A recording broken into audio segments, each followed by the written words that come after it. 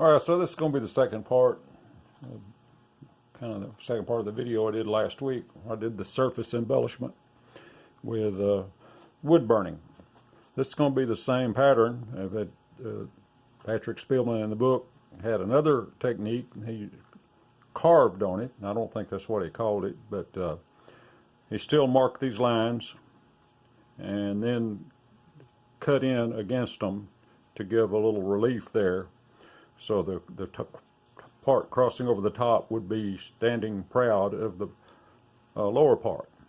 So what I'm going to do, I've got my little marker here, my little blade. I'm going to mark these lines. Then I'm going to pull the pattern off. But the lines will serve two purposes at this point. Not only do they mark where I'm going to do this, I'm also going to cut the fibers of the wood down fairly well, so they'll have a shoulder there to cut against. And I'm not sure exactly what I'm going to cut this with. There are many options. I have a chip blade, chip knife, and I have actually some wood carving tools that I inherited from a neighbor. He gave me some of his tools when I did a project for him. But I'm most comfortable generally using a chisel. That's a little big for this. I have a smaller one that I've got an angled tip on. So I'm probably going to experiment with this, see what I like the best. I also have the option of using a Dremel. I have a flex shaft Dremel with multiple small bits, but I find that a little hard to control in a small spot like this. I just kind of want to carve a few of the fibers off. And so I'm thinking probably the chisel, maybe even my little blade here. But first thing I got to do is mark it. And then I'll pull the pattern and probably mark it a little deeper from there, and then start cutting on it. So let me mark these and get the pattern off, and it'll be the same procedure I did in the last video. I'll have a link to that if you haven't seen it. And then I'll start carving instead of burning. So let me get that done and get the pattern off, and then we'll see how well I can cut this. Okay, so I have cut these a little deeper, remove the pattern. I've got me a pretty good little groove there. So he recommends about a 1/16 of an inch. Just take a little chip out of each side, about a 1/16 of an inch. So I'm going to start with this chisel right here, and I'm going to take a very tiny bit. I'm not going to get too carried away.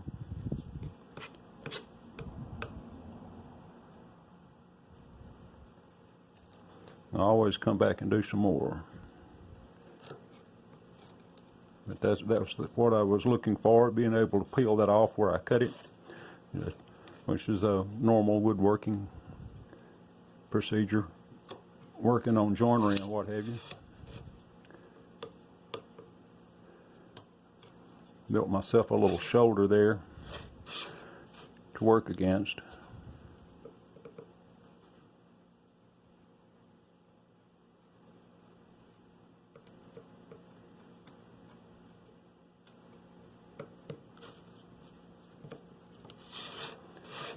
Just want a little bit of a relief. Might be a little more difficult in that curved area. I think it's just smaller.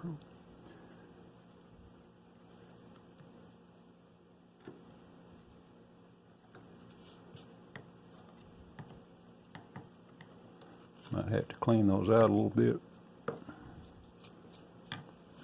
Sanding or whatever. Oh, wrong side. Got to pay attention.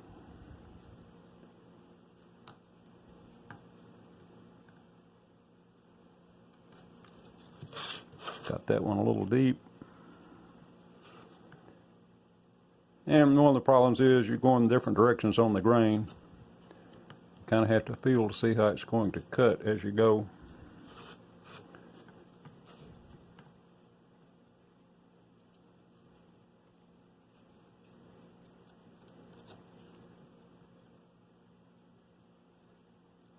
I should have put this against my planing stop, so I wouldn't have to hold it. I'm kind of getting my fingers in bad position sometimes.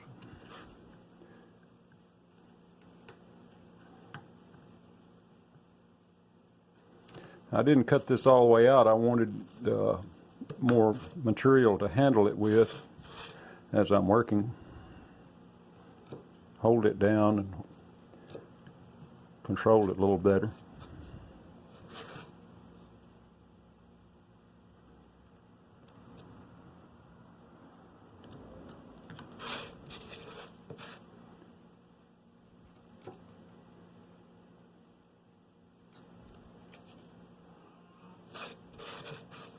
Now, I've got several blades here to experiment with this, but it looks like the smaller one is working fine.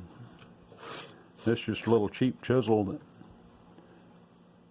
the tip of it got messed up, so I've been using it as for some specialty things.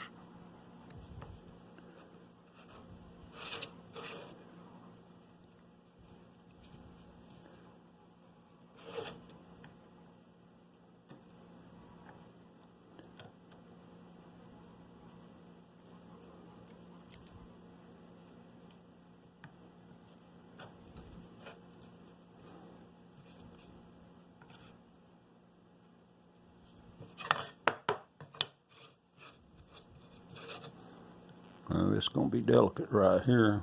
I'm not going to get very carried away with that. Going around that grain kind of strange. Choice of wood will make a lot of difference on this too. It's just a piece of scrap that I had. It's fairly dense wood.